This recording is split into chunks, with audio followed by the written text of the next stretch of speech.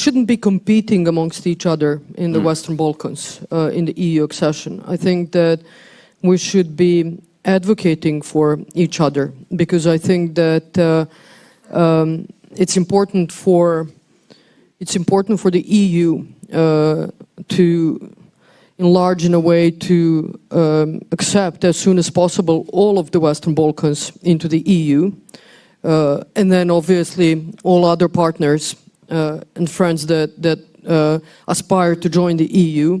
But I think I've said it many times, when you think about the Western Balkans, it's not about the enlargement, it's about the encompassment. When you look at the Western Balkans, we are surrounded by the EU.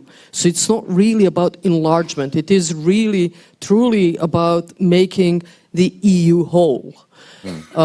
And I think it is truly equally important for the EU to accept the Western Balkans as it is for the Western Balkans to become part of the EU. I think it's, you know, we both have vested interests in this.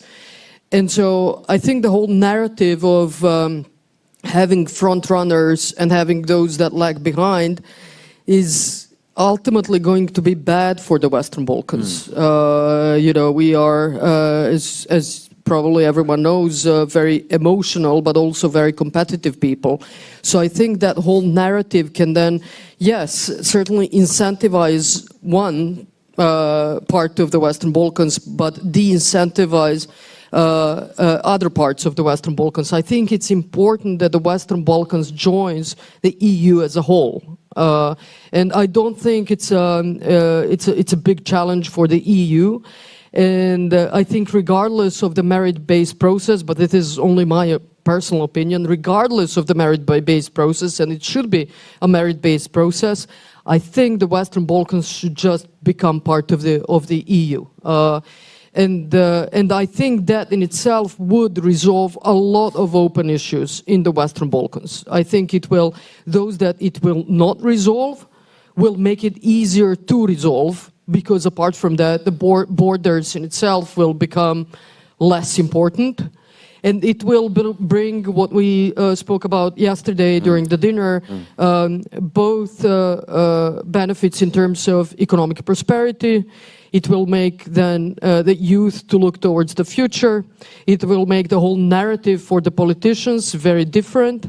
And yes, in terms of values, I think almost overnight, it will actually, I think, change the mind frame also of the people of the Western Balkans in terms of values.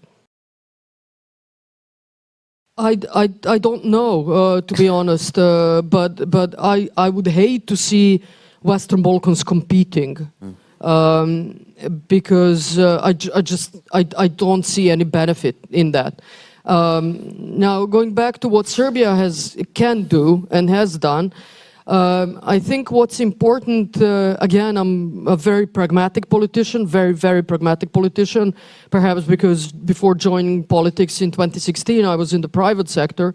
And in my view, a lot of perspective has to do with economic perspective. So if people live better, if they have good jobs, if they see perspective for their families, for their children, then they will look towards the past, towards the future, and will have something to look forward to.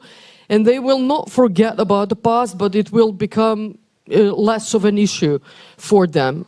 Serbia has done that, and we have changed so much in the past 11 years.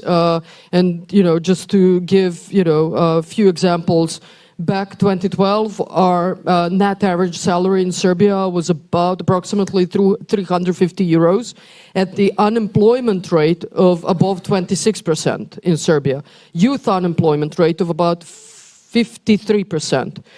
Today, we are finishing 2024 with the average net salary in Serbia of about a bit more than 900 euros, with unemployment rate of 8.1%, youth unemployment rate of 21.5%, public debt of about 48% to our GDP.